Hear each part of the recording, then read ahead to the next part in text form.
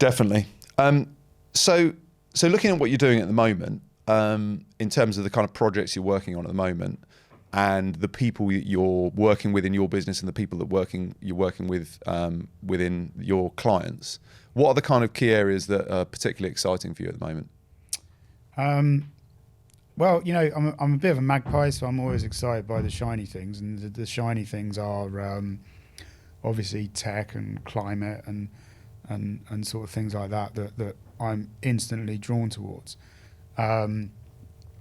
I think you can look at it through a number of different lenses, can't you? Because I think you've got these sort of mega trends that I alluded to earlier, things like deglobalization, fragmentation, aging population, climate, Industry 4.0, all those sorts of geopolitical elements. Yeah, and then they sort of shape boardroom trends, what the boardroom's interested in, and that sort of flows into what procurement's being asked to do.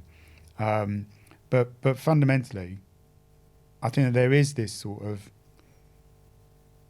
change appearing around us, which generally speaking, you're dealing with one thing at a time, but we are dealing with everything everywhere all at once. The geopolitical change, the rebalancing and setting up of new supply chains, and the fact that Industry 4.0 can now be deployed to help us to do that and impact other areas, and the fact we've got this big climate emergency coming down and hitting us, and those are all the things that kind of excite me. And then the realism kicks in, and you realise that we want to do all these things, but we can't afford to do all these things, and we haven't necessarily got the capability to do all of these things at the same time.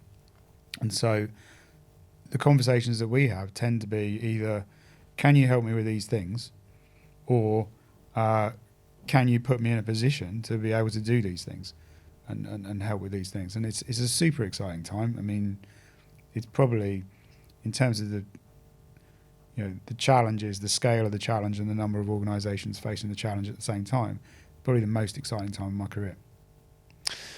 It certainly is an exciting time. I mean, I'd imagine that part of the time as well, you're advising organisations on which ones should I or can I focus on of all these really important points that I need to do, or I need to address, or want to address right now, because you can't do everything all at once.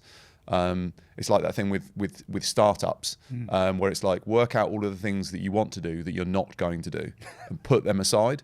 And that's something that I think is really interesting in procurement. You're obviously of an entrepreneurial mindset, having worked on some tech startups in the procurement sector.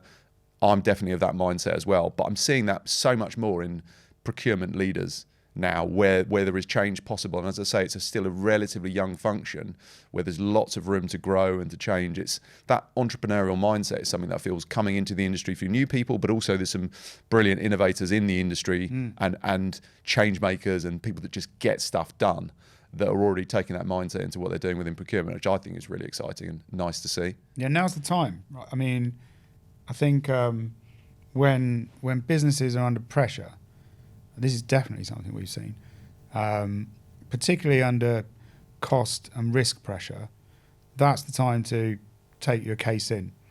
When actually, probably in terms of cost at least, it's got the lowest probable chance of success.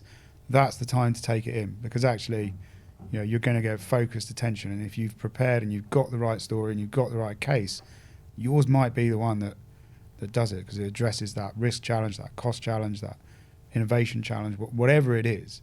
Now's the time. It's not a time to sit back and say, oh, well, I'll never get the budget. It's the time to go and say, I'm going to go and make a difference.